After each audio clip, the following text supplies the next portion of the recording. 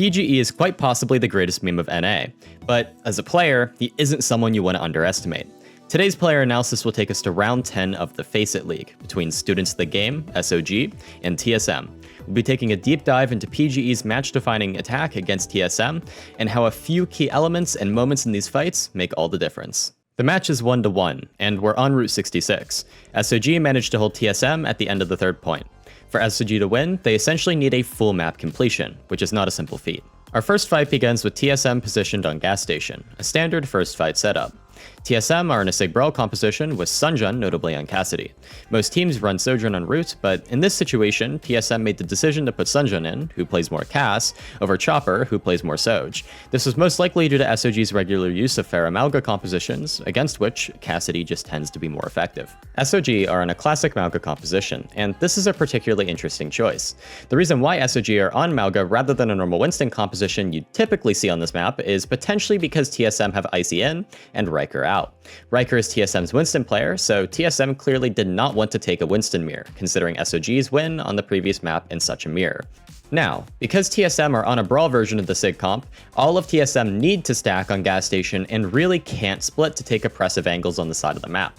This in turn will make it slightly easier for SOG to find openings and place PGE in positions of power. PGE starts slow through main, charging a rail off of Icy's shield and applying pressure, while also not making any immediate moves. Because Sunjun's on Cass, PGE doesn't need to worry too much as long as he can keep his distance. PGE charges his rail from the low ground and then slides up high. PGE catches Sunjun with a rail shot, bringing him down to 49 HP, although he does survive. We'll see this Sojourn fundamental a lot in this match. After you build rail, you can reposition and hit an unsuspecting target before they're able to react. PGE plays low again, charging rail, and then jumps up, taking a shot that narrowly misses CJ. At this point in the fight, Infected has also pushed the cart up to the second corner.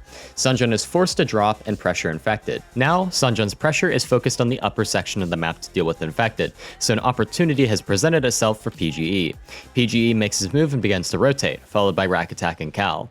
With Railgun ready, PGE slides aggressively, and he finds a solid Railgun shot onto CJ, with the kill finished by Scissors. Unfortunately, PGE doesn't receive peel from his backline and is traded out by Icy and Rocket. SOG does manage to clean up during this fight though. A pick onto Baptiste is huge and was critical in TSM's failure to retake control of the fight.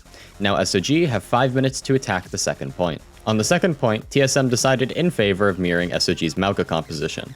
Icy went from Sig onto Malga, CJ from Bap to Kiriko, Sunjun from his favored Cassidy over to Sojourn, and Rocket from Tracer to Genji. TSM starting positions create angles around the cart, Rocket controlling the right lane, Icy controlling the left lane, and Sunjun with his sightline directly through the middle. PGE continues to play down the middle as his team establishes angles and fights for lanes. If PGE makes a rotation to a side lane too soon, Mateball and Rocket will easily punish him. Genji Lucio dives are particularly deadly and often aimed at the Sojourn. This matchup is interesting for the Sojourn on each side. It's easy to build a railgun shot off the opposing Malga, so the most effective strategy is just to play as safe as possible while farming constant railgun shots. Malga versus Malga is essentially just much more complicated Kovacs for Sojourn players. As long as neither Sojourn oversteps, target priority and accuracy decide which Sojourn player comes out on top. PGE, from main, lands a half-charge rail onto an already weak Sunjun mid-air. Sunjun repeaks, looking for a rail shot, and PGE throws a disruptor shot right at the bridge. This is followed by another half-charge rail to the body, while Sunjun's shot, on the other hand, was tanked by Infected's cardiac overdrive. Sunjun ends up right in PGE's disruptor, while Scissors is also ready to clean up if necessary, although it really wasn't needed.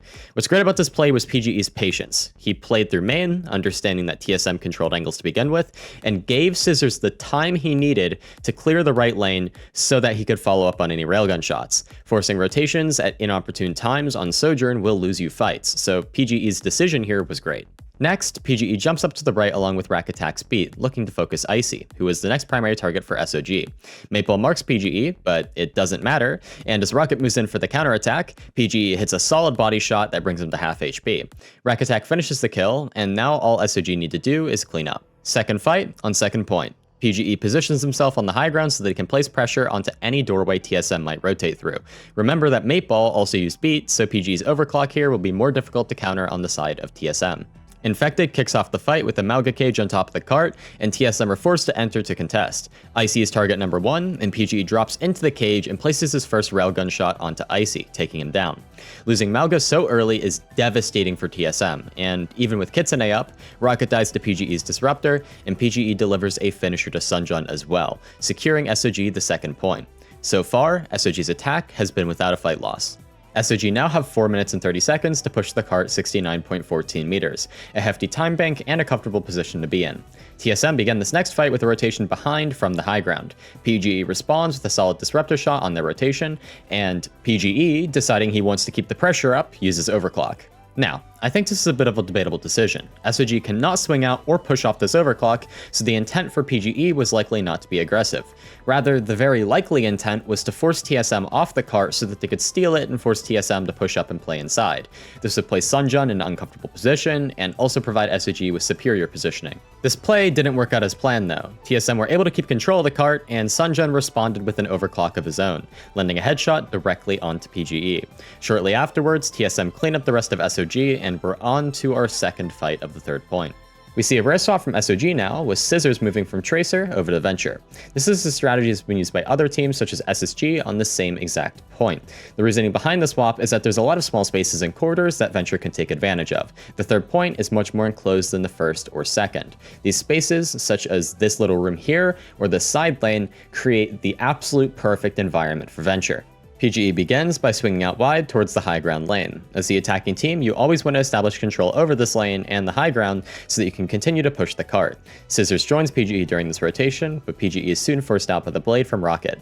Rack Attack beats to save PGE, and Maple matches beat to keep the fight sustainable for TSM.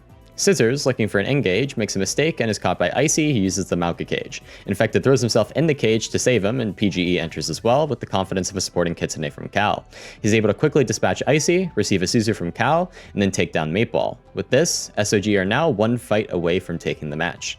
Immediately, PGE throws down a disruptor shot at TSM spawn, effective poke to start the fight. He quickly charges a railgun shot off of Ocie, and then lands a direct shot onto Sunjun. SOG are now already up one player in this fight. Infected uses his cage to trap Ocie, and CJ responds with the Kitsune. Realizing that both CJ and Rack Attack are alive in the cage, and realizing that during Kitsune and Cardiac Overdrive, Ocie was practically invincible, PGE switches his focus onto CJ.